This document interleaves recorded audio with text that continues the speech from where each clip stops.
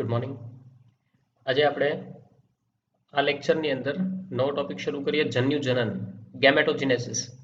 Clear? તો gamete એટલે કે જન્યુ અને જીનેસિસ એટલે કે ટુ જનરેટ, નિર્માણ કરવું. બરાબર? તો ગેમેટોજિનેસિસ, જન્યુજનન. આપણે આમાં સમજીએ તો બે પ્રકારના જન્યુ છે, આપણે ખ્યાલ છે, નર અને માદાની અંદર થઈને શુક્રકોષ અને અંડકોષ. તો આ બંનેનું નિર્માણ કઈ રીતે થાય એ પ્રોસેસ આપણે આખી સમજવાની છે. ક્લિયર? ઓકે, તો આપણે બંને બંને માટે વાત કરીએ. પહેલા આપણે આ લેક્ચરની અંદર આપણે સ્પર્મેટોજેનેસિસ એટલે કે શુક્રકોષ જનનની વાત કરીશું. ક્લિયર? ઓકે. જો નોર્મલી જ્યારે ગર્ભીય અવસ્થા હોય ત્યારે એક બીજા કોષો આવશે, પ્રાઇમોર્ડિયલ જર્મ સેલ, પીજીસી. એ હકીકતે બાહ્ય ગર્ભસ્તરમાંથી બને, પણ એ પોતે જર્દી કોથળીમાં જાય છે અને ત્યાંથી પછી એ શુક્રપિંડ અને અંડપિંડમાં જાય છે. ક્લિયર? તો ત્યાં આ કોષોનું નિર્માણ થાય છે. તો આ પીજીસી માંથી એટલે કે પ્રાઇમોર્ડિયલ જર્મ સેલ એમાંથી હવે આદિ શુક્રકોષો બનતા હશે. ક્લિયર? આદિ શુક્રકોષો તો આદિ જનન કોષો એને આપણે કહીએ. ઓકે, તો આ આદિ શુક્રકોષો એટલે કે સ્પર્મેટોગોનિયા આ દ્વિકીય પ્રકારના કોષો છે. યાદ રાખજો, 2n છે, દ્વિકીય પ્રકારના કોષો છે. ઓકે, તો આદિ શુક્રકોષ આપણે અહીંયા કહીએ, આદિ શુક્રકોષ. ક્લિયર? એટલે કે સ્પર્મેટોગોનિયા, સ્પર્મેટોગોનિયા. ઓકે, તો સ્પર્મેટોગોનિયા આદિ શુક્રકોષો એનું નિર્માણ થશે. ક્લિયર? ઓકે, તો આ આદિ શુક્રકોષો હવે એમાંથી બીજા અન્ય શુક્રકોષો બનશે. ક્લિયર? આદિ શુક્રકોષો પોતે 2n પ્રકારના છે, હું અહીંયા કહી દઉં છું. 2n મતલબ કે દ્વિકીય કોષો છે. ક્લિયર? ઓકે, બીજું હવે એનાથી આગળ આ શુક્રકોષોનું સ્પર્મેટોજેનેસિસ થશે. એટલે આપણે ટાઇટલ આપી દઈએ સ્પર્મેટ. આપણે બે પ્રોસેસ આખી ભણવાની છે. ક્લિયર? સ્પર્મેટોજેનેસિસ, સ્પર્મેટોજેનેસિસ એટલે કે શુક્રકોષ જનન, શુક્રકોષ જનન. અને બીજી આવશે સ્પર્મિયોજેનેસિસ એટલે કે શુક્રકાયાંતરણ. તો શુક્રકોષ જનન, સ્પર્મેટોજેનેસિસ, તો આની અંદર નવા શુક્રકોષોનું નિર્માણ થવું. ક્લિયર? શુક્રકોષોનું નિર્માણ થવું. ઓકે, તો એ કઈ રીતે થશે એના માટે આપણે અલગ અલગ સ્ટેપ આપણે ભણી લઈએ. ઓકે, તો સ્પર્મેટોજેનેસિસ આપણે કહીએ શુક્રકોષ જનન, એની અંદર મેઇનલી 3 તબક્કાઓ છે. ક્લિયર? કેટલા તબક્કા થશે? 3 તબક્કાઓ આવશે. 3 તબક્કાઓ કયા કયા? તો કે સૌથી પહેલું તો છે ગુણન, ત્યાર પછી વૃદ્ધિ અને ત્રીજું આવશે પરિપક્વન. ક્લિયર? ગુણન, વૃદ્ધિ અને પરિપક્વન. તો પહેલા આપણે વાત કરીએ તો સૌથી પહેલા આપણે શું કીધું હતું કે આદિ શુક્રકોષો છે આપણી પાસે. ઓકે, તો આદિ શુક્રકોષો, ઓકે હું અહીંયા પર બતાવી દઉં છું.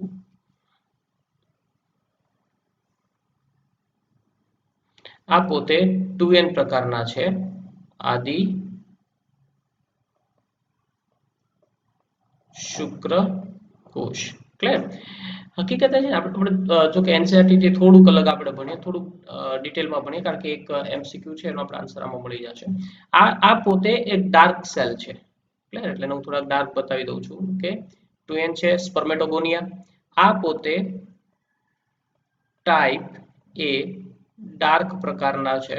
હકીકતે છે ને આ આદિ શુક્રકોષ સ્પર્મેટોગોનિયાનું જ્યારે સેલ ડિવિઝન થાય, કોષ વિભાજન થાય, તો એમાંથી બે પ્રકારના કોષો બને.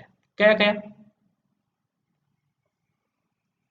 એક છે સ્પર્મેટોગોનિયા ટાઈપ એ ડાર્ક અને બીજા છે સ્પર્મેટોગોનિયા ટાઈપ એ પેલ. ટાઈપ એ પેલ. પેલ એટલે કે ઝાંખા અને ડાર્ક એટલે ઘાટા, ઘેરા. તો આ બે કોષો બન્યા. આદિ શુક્રકોષમાંથી કેટલા કોષો બન્યા? ટાઈપ એ ડાર્ક અને ટાઈપ એ પેલ. હવે ટાઈપ એ ડાર્ક છે ને એમને સ્ટોર થઈ જશે, પણ ટાઈપ એ પેલ એનું આગળ વિભાજન થાય. ક્લિયર? અને આ ટાઈપ એ ડાર્ક ફરી પાછા આદિ શુક્રકોષમાં કન્વર્ટ થઈ જશે. ક્લિયર? એટલે અહીંયા પર હવે આ ટાઈપ એ પેલ નું આગળ સેલ ડિવિઝન થશે, ડાર્ક નું સેલ ડિવિઝન આગળ થતું નથી, એ પોતે સ્ટોર થઈ જશે. ક્લિયર? ઓકે, તો આનું ફરીથી સેલ ડિવિઝન થાય અને તમને એટલે સંભાજન જ થવાનું છે, તો જ બધામાં 2n રંગસૂત્રો આવશે. ક્લિયર? આને આપણે કહીશું સ્પર્મેટોગોનિયા એટલે કે આદિ શુક્રકોષ સ્પર્મેટોગોનિયા ટાઈપ બી સેલ, ક્લિયર, ટાઈપ બી સેલ, ક્લિયર. તો આ પ્રકારે વૃદ્ધિ થશે. તો આદિ શુક્રકોષ એના ટાઈપ એ પોતે વિભાજન પામે, ટાઈપ એ ડાર્ક અને ટાઈપ એ પેલ. ટાઈપ એ ડાર્ક પોતે સ્ટોર થઈ ગયા, ફરી પાછા આગળ આદિ શુક્રકોષો તરીકે કામ કરશે અને કન્ટિન્યુઅસલી સેલ ડિવિઝન કરશે. જો એક વસ્તુ તમે સમજો, પુરુષની અંદર વૃદ્ધાવસ્થા સુધી પણ, મતલબ ઘણી મોટી ઉંમર સુધી પણ શુક્રકોષ નિર્માણ થતું હોય છે. જ્યારે સ્ત્રીઓમાં એક સ્પેસિફિક એજ આવી જશે, મતલબ કે 45 થી 50 વર્ષની ઉંમર, ત્યારે મેનોપોઝ આવી જાય, પછી એમાં નવા અંડકોષો દેખાતા નથી, મતલબ કે એમાં એક લિમિટેડ છે. જ્યારે પુરુષની અંદર શુક્રકોષો ઘણી મોટી ઉંમર સુધી પણ બને. તો આટલા બધા શુક્રકોષો કઈ રીતે લાવવા? જે શુક્રપિંડ છે તો ગર્ભી અવસ્થામાં જ બની ગયું છે, તો નવા આટલા બધા શુક્રકોષો કઈ રીતે લાવવા? તો એટલા માટે અહીંયા આપણે જે સમજ્યા કે આ આદિ શુક્રકોષ એનું ડિવિઝન થયું, તો ટાઈપ એ ડાર્ક અને ટાઈપ એ પેલ આ રીતે બન્યા. તો ટાઈપ એ ડાર્ક ફરી પાછા સ્ટોર થઈ જશે, રિસ્ટોર થઈ જશે. એટલે કેવું થયું કે કોષોમાંથી વિભાજન થયું, તો અડધા કોષો સ્ટોર થઈ ગયા અને અડધા કોષો આગળ શુક્રકોષો બનાવે, ફરી પાછા એનું વિભાજન થાય એટલે પાછા અડધા કોષો સ્ટોર થઈ જશે. તો આ રીતે કન્ટિન્યુઅસલી ચાલશે. ક્લિયર? ઓકે. તો જો અહીંયા સુધીનો જે તબક્કો છે એને આપણે કહી દઈએ મલ્ટીપ્લિકેશન ફેઝ, એટલે કે ગુણન તબક્કો. ક્લિયર? અને આપણે શું કહીશું? ગુણન તબક્કો. ઓકે, અહીંયા લખી નથી શકાતું તો અહીંયા લખી નાખું છું, બરાબર? ગુણન તબક્કો. ક્લિયર? ઓકે. તો આને આપણે ગુણન તબક્કો કહી દઈશું, મલ્ટીપ્લિકેશન ફેઝ. ઓકે. ત્યાર પછી આપણે કોઈ એક સેલ લઈ લઈએ, સપોઝ કે આપણે આ એક કોષ પસંદ કરીએ, ક્લિયર? એનું આગળ સેલ ડિવિઝન થાય. તો હવે એના માટે બીજો તબક્કો આપણે કયો કીધો? તો વૃદ્ધિ તબક્કો. ઓકે, તો હવે આની વૃદ્ધિ થાય છે. જો આ એનસીઈઆરટી માં આકૃતિ છે જ, પણ અલગ પેજ ઉપર છે, હમણાં આપણે જોઈશું. તો એ જ આપણે ડિસ્કસ કરીએ છીએ. હવે આ કોષ છે ને પોતે ખાઈ પીને મતલબ એકદમ તાજા માજા થઈ જશે, એનું વૃદ્ધિ, એનું કદ વધે છે. ઓકે, હું એને અલગ કલરમાં બતાવી દઉં. તો આ કોષો ઘણા મોટા કદના બને. જો રંગસૂત્રોમાં કે એમાં કોઈ ફેરફાર થતો નથી, એ પોતે 2n જ છે. ક્લિયર? જસ્ટ એની શું થયું? અહીંયા વૃદ્ધિ થઈ છે. ક્લિયર? એટલે હવે આ સેમ કોષ, પહેલા એનું નામ હતું સ્પર્મેટોગોનિયા ટાઈપ બી, આદિ શુક્રકોષ ટાઈપ બી. હવે એનું નામ બદલી ગયું, હવે એનું નામ થઈ જશે પ્રાથમિક પૂર્વ શુક્રકોષ. શું નામ થઈ ગયું એનું? પ્રાથમિક પૂર્વ શુક્રકોષ. Clear? Primary spermatocyte, primary spermatocyte. આની અંદર રંગસૂત્રો કયા હશે? તો કે રંગસૂત્રો 2n છે એટલે 46 હોવાના છે. તો કે 44 રંગસૂત્રો જે હોય છે આદિ ઓટોસોમલ ક્રોમોસોમ દૈહિક કોષો, દૈહિક રંગસૂત્રો છે. તો 44 દૈહિક રંગસૂત્રો અને એક X અને એક Y. ક્લિયર? ઓકે. તો એક X અને એક Y એ રીતે આવશે. ઓકે, તો 44 + XY આ રીતે આવશે. ઓકે, તો અહીંયા સુધીનો જે તબક્કો થઈ ગયો છે એને આપણે શું કહીશું? ઓકે, અહીંયા સુધીના તબક્કાને આપણે કહી દઈએ વૃદ્ધિ તબક્કો. ક્લિયર? શું કહીશું આપણે? વૃદ્ધિ તબક્કો. ઓકે, તો વૃદ્ધિ તબક્કો. તો અહીંયા પર અત્યારે આપણી પાસે ટોટલ જે કોષો હતા આદિ શુક્રકોષો, એનું કન્ટિન્યુઅસલી સેલ ડિવિઝન થાય છે અને એમાંથી આપણે એક કોષની વૃદ્ધિ કદ વધાર્યું છે. હવે શું થશે? તો કે હવે આ જેનું આપણે કદ વધ્યું ને, પ્રાથમિક પૂર્વ શુક્રકોષ, જેની પાસે એ દ્વિકીય છે, હવે એનું સેલ ડિવિઝન થશે, એટલે હવે એનું અર્ધીકરણ શરૂ થશે. બરાબર? હવે એનું કદ વધી ગયું છે. બરાબર? ઓકે, તો હવે આપણે આવશે મેચ્યુરેશન ફેઝ, પરિપક્વન તબક્કો. ઓકે, તો એનું સેલ ડિવિઝન વિચારીએ આપણે. એકમાંથી બે કોષો બને છે. ઓકે, અહીંયા પર હા એકમાંથી બે કોષો બન્યા. ઓકે,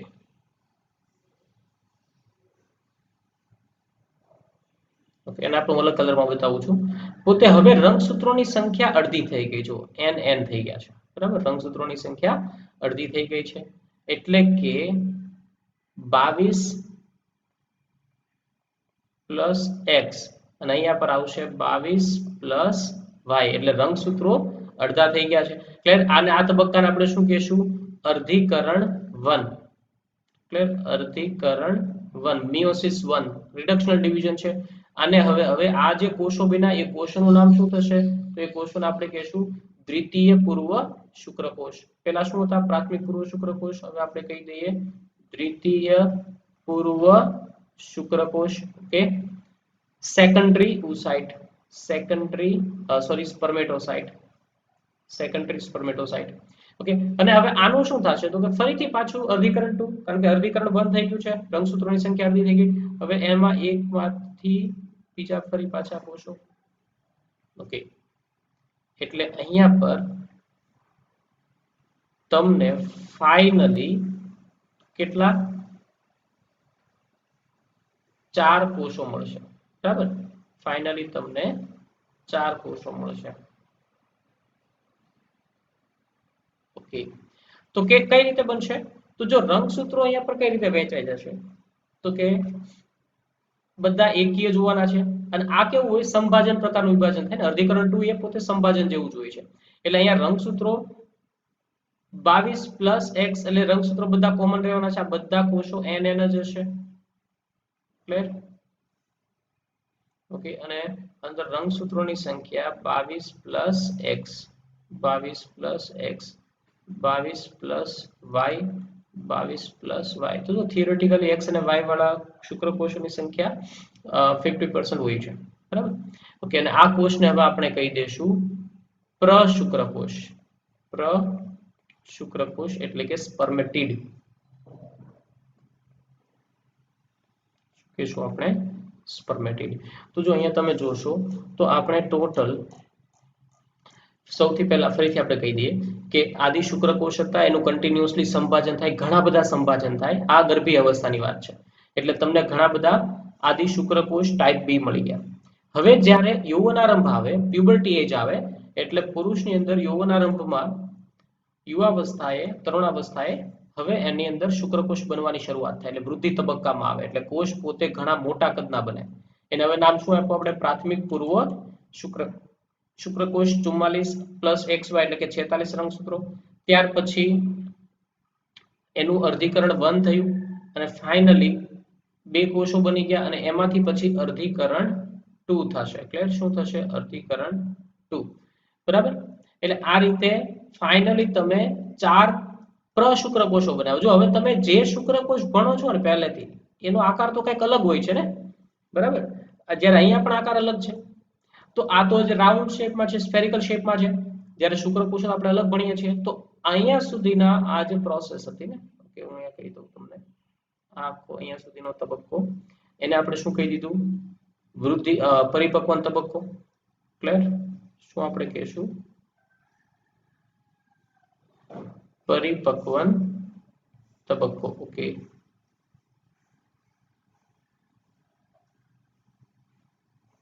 પરિપક્વન તબક્કો. ઓકે. તો ત્યાર પછી અહીંયા સુધી આપણે આખું સ્પર્મેટોજેનેસિસ પૂરું કર્યું. પણ હવે આ શુક્રકોષોને, પ્રશુક્રકોષ, આને આપણે શું નામ આપ્યું છે? પ્રશુક્રકોષ. બરાબર. તો આ પ્રશુક્રકોષોમાંથી ફાઇનલી જે નવા કોષો બનાવવા, બરાબર, જે આપણે ટિપિકલ શુક્રકોષો જેને કહીએ છીએ, તો જે કંઈક આ ટાઈપના દેખાય છે ને આપણને, બરાબર, એને પૂંછડી હોય છે. તો આ પ્રકારના કોષો બનાવવાની જે પ્રોસેસ છે એને આપણે શું કહીશું? તો એને આપણે કહીશું સ્પર્મેયોજેનેસિસ, એટલે કે શુક્ર કાયાંતરણ. તો આપણે આ બે પ્રોસેસ થઈ, શુક્રકોષ જનન અને શુક્ર કાયાંતરણ, આને કહીશું સ્પર્મિયોજેનેસિસ. બરાબર. જો આમાં 50% રંગસૂત્રો X રંગસૂત્ર ધરાવે અને 50% શુક્રકોષો Y રંગસૂત્ર ધરાવે. બરાબર. તો ગાયનોસ્પર્મ અને એન્ડ્રોસ્પર્મ, એ રીતે આપણે કહીશું. ઓકે. તો ફાઇનલી શુક્રકોષ જનન કઈ રીતે થાય છે આપણે સમજી લીધા. ક્લિયર? ઓકે. એનાથી એક સ્ટેપ, આને આપણે આની સાથે એનસીઈઆરટી ની આકૃતિ તમે જુઓ તો અહીંયા આપણે કીધું છે ને કે આદિ શુક્રકોષ છે, એનું કન્ટિન્યુઅસલી સમવિભાજન થાય, એનું વિભેદીકરણ થાય અને પ્રાથમિક પૂર્વ શુક્રકોષ બને, પ્રાઇમરી સ્પર્મેટોસાઇટ. ક્લિયર? અને આ પ્રાઇમરી, જો અહીંયા ઘણા બધા કોષો બની ગયા છે પ્રાથમિક પૂર્વ શુક્રકોષ. હવે એનું પ્રથમ અર્ધીકરણ થાય. તો પ્રથમ અર્ધીકરણ દરમિયાન 2 કોષો બન્યા, 2 દ્વિતીય પૂર્વ શુક્રકોષ. પણ અહીંયા જો રંગસૂત્રોની સંખ્યા અડધી થઈ ગઈ. એનસીઈઆરટી ની આકૃતિ સમજી લો. બરાબર. દ્વિતીય પૂર્વ શુક્રકોષ, એનું અર્ધીકરણ 2 થાય એટલે હવે શું બન્યા? પ્રશુક્રકોષ. બરાબર. અને પ્રશુક્રકોષનું પછી વિભેદીકરણ એટલે અહીંયા આપણે એને કહીશું શુક્ર કાયાંતરણ. શુક્ર કાયાંતરણ થાય ને આ પ્રકારના શુક્રકોષો બને. ક્લિયર? તો આપણે સેમ એ જ આકૃતિ હમણાં આપણે આગળ સમજ્યા છીએ. બરાબર? ઓકે. હવે આપણે થોડાક આગળ વધીએ કે આ આખું જે શુક્રકોષ જનન થયું એનું નિયંત્રણ કઈ રીતે થાય. ક્લિયર? એનું અંતઃસ્ત્રાવી નિયંત્રણ કઈ રીતે થાય? તો હવે આપણે જોઈ લઈએ અંતઃસ્ત્રાવી નિયંત્રણ. બરાબર? ઓકે. તો અંતઃસ્ત્રાવી નિયંત્રણ માટે સૌથી પહેલા યાદ કરો આપણી પાસે છે એક હાઈ ક્લાસ હાઇપોથેલેમસ. હાઇપોથેલેમસ ક્યાં આવશે? તો કે મગજની અંદર આવશે ને. મગજનો એક ભાગ છે હાઇપોથેલેમસ. આ હાઇપોથેલેમસ પોતે અંતઃસ્ત્રાવ બનાવશે. ઓકે. તો કયો અંતઃસ્ત્રાવ બનાવશે પોતે? GnRH, gonadotropic releasing hormone. Clear? GnRH શું એને કહીશું આપણે? Gonadotropic releasing hormone. ક્લિયર? આ GnRH એ પોતે સીધી વસ્તુ છે કોના પર અસર કરે? એ પોતે અસર કરશે પિટ્યુટરી ગ્રંથિ, અગ્ર પિટ્યુટરી. ઓકે. તો અહીં આપણે કહી દઈએ કે અગ્ર પિટ્યુટરી ગ્રંથિ ઉપર અસર કરે અને આ અગ્ર પિટ્યુટરી ગ્રંથિ ઉપર કાર્ય કરે એટલે હવે અગ્ર પિટ્યુટરી ગ્રંથિ એમાંથી જુદા જુદા બે અંતઃસ્ત્રાવો બનશે. ક્લિયર? અગ્ર પિટ્યુટરી ગ્રંથિમાંથી બે અંતઃસ્ત્રાવો બને. કયા કયા? એક છે LH, લ્યુટેનાઇઝિંગ હોર્મોન, અને બીજો છે FSH, ફોલિકલ સ્ટિમ્યુલેટિંગ હોર્મોન. જો લ્યુટેનાઇઝિંગ હોર્મોનનું હજી એક નામ છે, એને આપણે ICSH પણ કહી શકીએ, interstitial cell stimulating hormone. LH એટલે કે લ્યુટેનાઇઝિંગ હોર્મોન. આપણે યાદ છે ક્યાં કામ કરે? તો કે તે પોતે ટેસ્ટોસ્ટેરોનના નિર્માણ માટે કામ કરે છે. એટલે લેડિંગના કોષો પર અસર કરે. આપણે શરૂઆતમાં કીધું હતું. એનું બીજું નામ છે ICSH, કારણ કે IC એટલે કે ઇન્ટરસ્ટિશિયલ સેલ, આંતરાલીય કોષો. તો આંતરાલીય કોષો એ જ લેડિંગના કોષો છે એટલે બીજું નામ આ અંતઃસ્ત્રાવનું શું બની ગયું? ICSH. ક્લિયર? તો આ પોતે કામ કરે છે લેડિંગના કોષો ઉપર. ક્લિયર? તો અહીં આપણે કહી દઈએ કે લેડિંગના કોષો ઉપર પોતે કામ કરે છે. બરાબર? ઓકે. લેડિંગના કોષો પર કામ કરે તો એ શું બનાવશે? તો એ પોતે અહીં આપણે લખીએ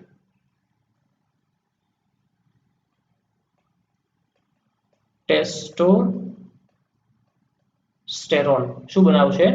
ટેસ્ટોસ્ટેરોન. અને આ ટેસ્ટોસ્ટેરોન હવે એ પોતે શું કરાવશે? શુક્રકોષ જનન. તો યાદ રાખજો કે પુરુષની અંદર શુક્રકોષ જનન માટે ટેસ્ટોસ્ટેરોન જરૂરી છે.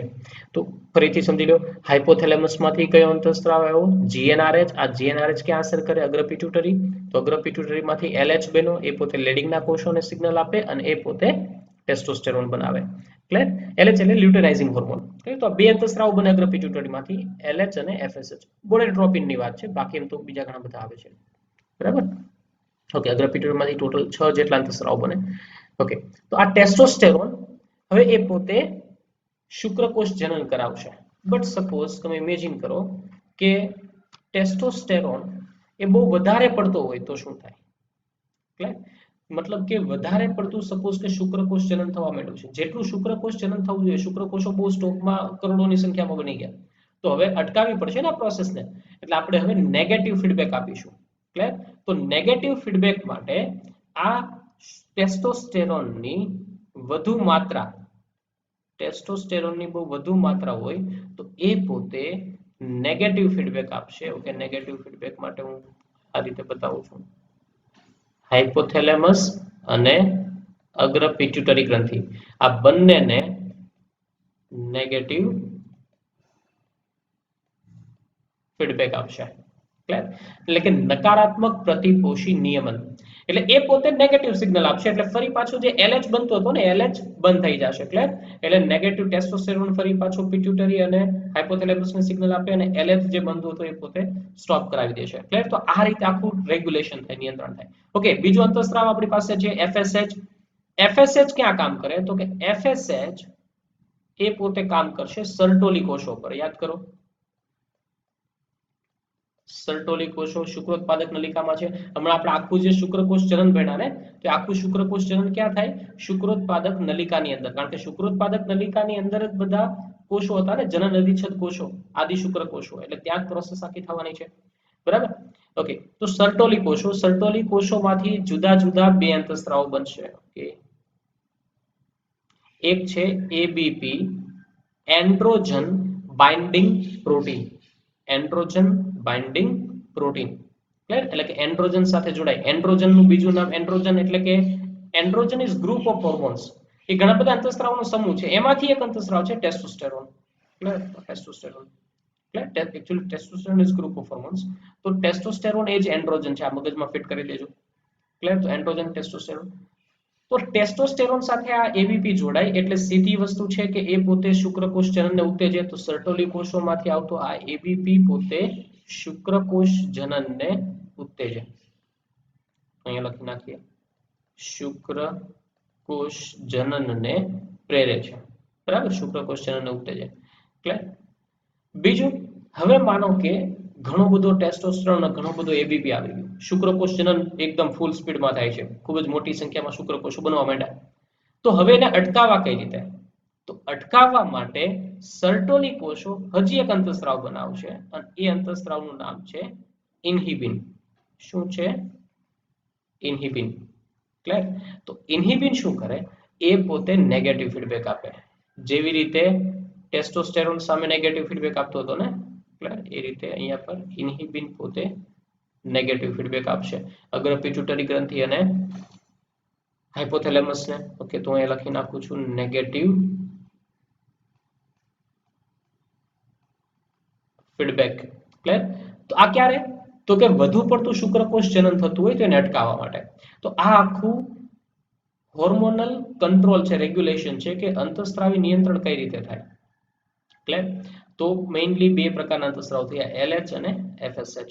ઓકે, તો જો અહીંયા આપણે અંતઃસ્ત્રાવી નિયંત્રણ સમજી લીધા. હવે આપણે મુખ્ય સમજવાનું છે કે શુક્રકોષની રચના. ક્લિયર? તો એ હજી આપણે હવે કામ કરીશું. શુક્રકોષની રચના, એનું શુક્ર કાયાંતરણ કઈ રીતે થાય. ક્લિયર? એ બધું આપણે નેક્સ્ટ લેક્ચરમાં રાખીશું. ક્લિયર?